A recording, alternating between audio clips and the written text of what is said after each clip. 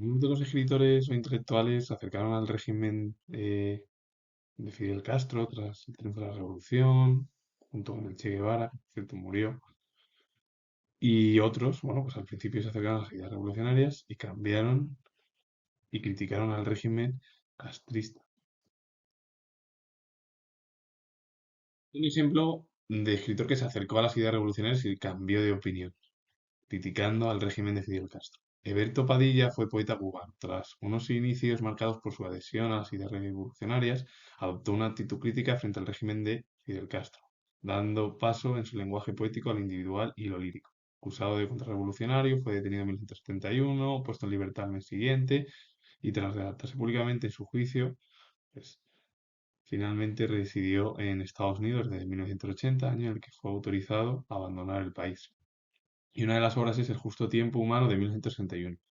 Hablar de él es hablar de uno de los escritores o poetas más importantes de Cuba, que al principio se acercó al ámbito de izquierdas, al socialismo, al comunismo, y que a partir de ahí lo criticó y fue encarcelado y con todo ello, bueno, se marchó de Cuba cuando en 1980 fue autorizado a salir del país y se fue a Estados Unidos.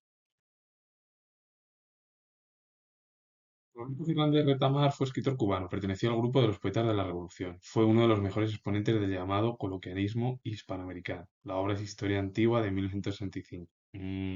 Hablar de Fernández Retamar fue uno de los principales poetas, escritores intelectuales de la propia Revolución castrista o cubana, junto también con Edmundo Desnoes, que fue novelista cubano, integrante de la generación de narradores que surgió tras la transformación social, política, cultural que siguió la Revolución cubana de 1959.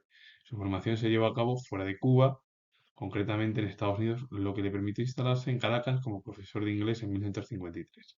Y desde allí comenzó su vinculación con la revista Orígenes, en torno a la cual se reunían los intelectuales más destacados del periodo pre y postrevolucionario, y una de las obras de Desnoes es Punto de Vista de 1967. Hablar de ambos, es verdad que Edmundo Desnoes estuvo fuera del país, estuvo en Caracas siendo profesor de inglés, pero que estuvo vinculado más o menos a esos orígenes del ámbito cultural a la Revolución de Cuba.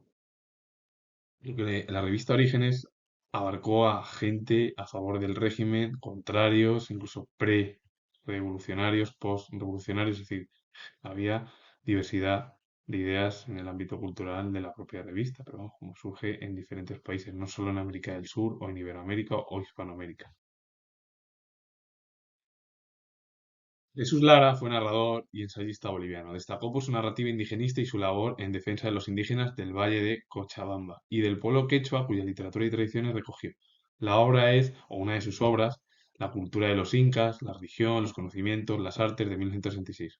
Decir que Jesús Lara fue contrario al imperialismo estadounidense y se acercó al pensamiento socialista o comunista. Virgilio Piñera fue poeta, narrador y dramaturgo cubano, considerado uno de los autores más originales e independientes de la literatura de la isla, a veces catalogado como integrante de la literatura del absurdo.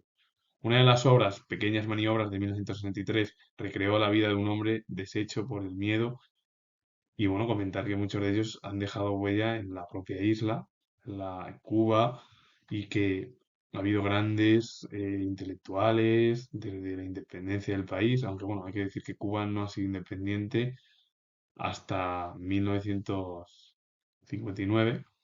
Esto lo digo yo cuando triunfó la Revolución Cubana. Es verdad que sí que ya era un país independiente, aunque pertenecía todavía a Estados Unidos, debido a la dictadura de Batista, que fue bueno, pues un dictador bueno, pues, que era cercano a Occidente y a las políticas de Estados Unidos. Fidel Castro fue todo lo contrario.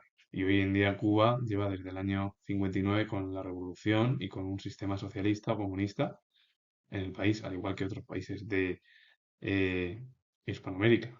Eso no tiene más misterio.